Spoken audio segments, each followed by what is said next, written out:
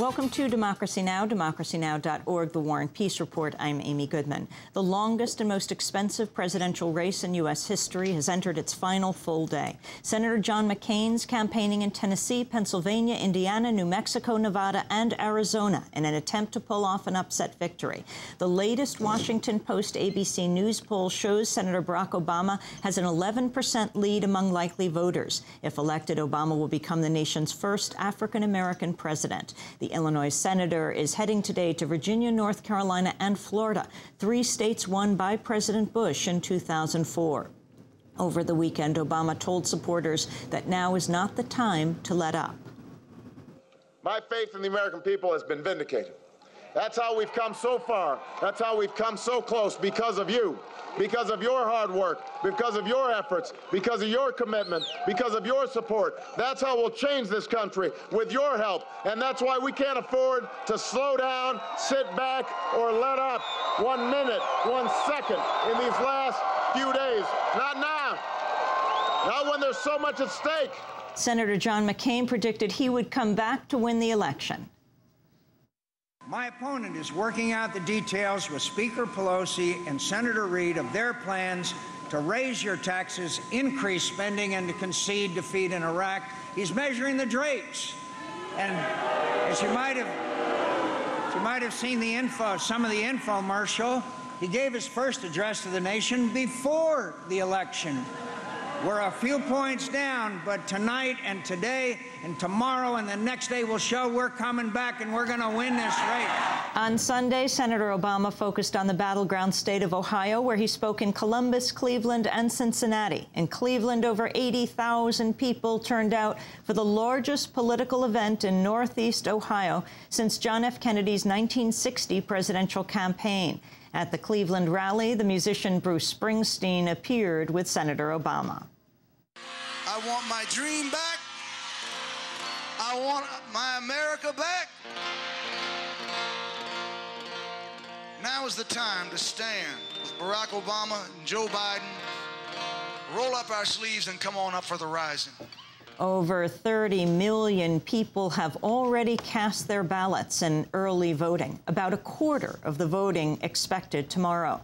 In Columbus, Ohio, voters reported waiting in line for over 6 hours to vote. Talk show host Oprah Winfrey was among those who took part in early voting in Chicago. On her show on Friday, Oprah Winfrey revealed she had problems inside the polling booth. When I voted yesterday electronically, the first vote that you vote for on the ballot is the presidential candidate. And so I hadn't, I did my first time doing electronic. So I didn't obviously mark the X strong enough, or I held down too long. Oh, no. Because then when I went back to check it, it had not recorded my presidential vote. And I was like, wouldn't that be something? And so the woman is walking around and she says, why are you going back? Why are you going back? I go, because it didn't record my presidential vote. Gosh. So I went back and double checked. So that's why they have the, check. Make sure you double check. While President Bush is staying far from the campaign trail, Vice President Dick Cheney officially endorsed John McCain Saturday during a speech in Laramie, Wyoming. John is a man who understands the danger facing America. He's a man who has looked into the face of evil and not flinched. He's a man who's comfortable with responsibility and has been since he joined the armed forces at the age of 17.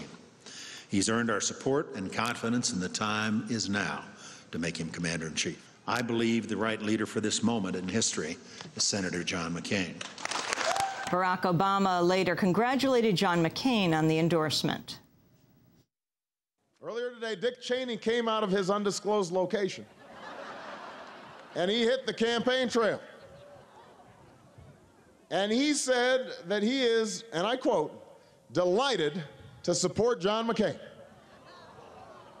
So I'd like to congratulate Senator McCain on this endorsement,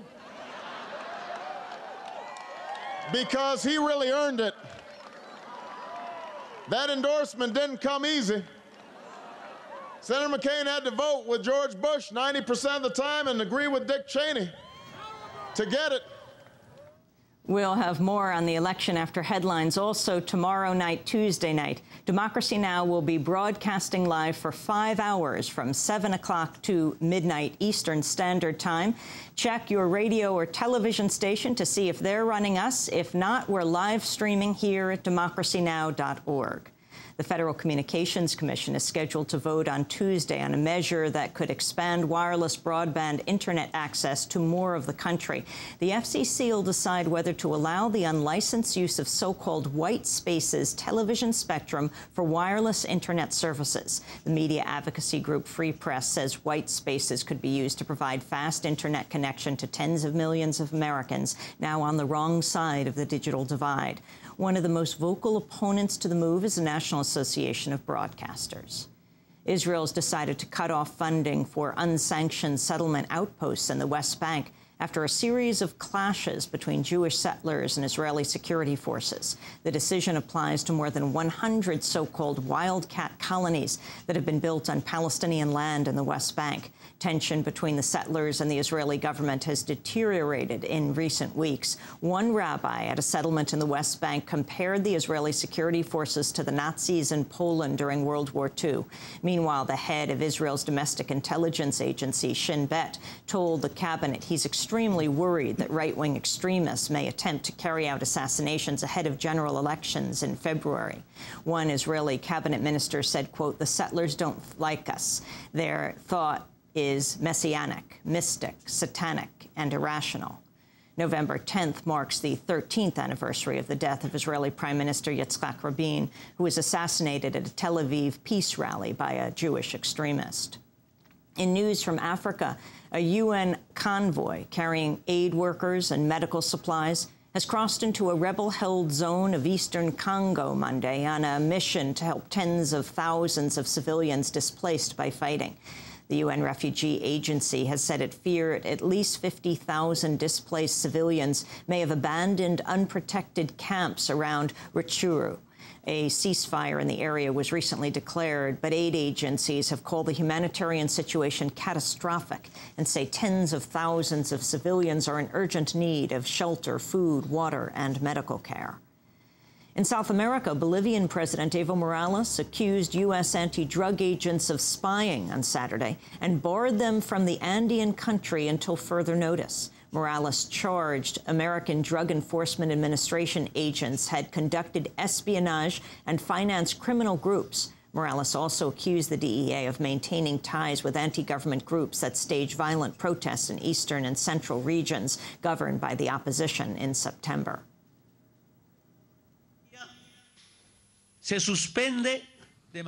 From this day forward, the activity of the North American DEA is suspended indefinitely. We are proud as Bolivians of defending the sovereignty and dignity of the Bolivian people. And it's not because of this suspending of the DEA activity that we are voluntarily reducing the cocoa crops, nor are we going to leave the fight against drug trafficking. We are going to continue. Imagine 2 months from the conclusion of this year, we already have reduced 5,000 hectares.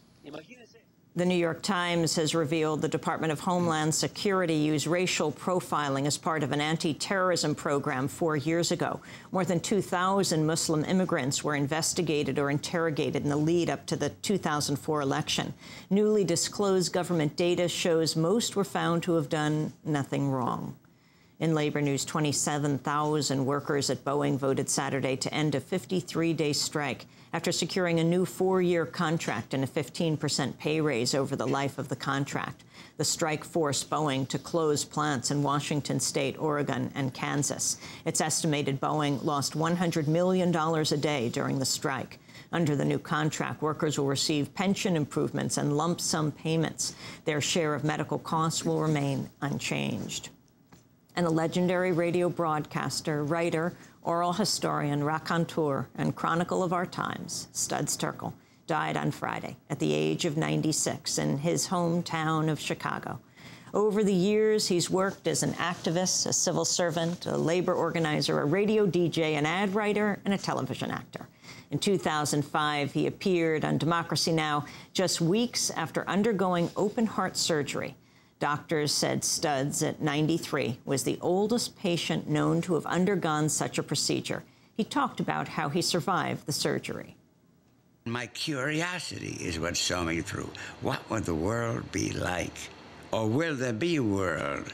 And so that's my epitaph. I have it all set. Curiosity did not kill this cat. And it's curiosity, I think, that has saved me thus far.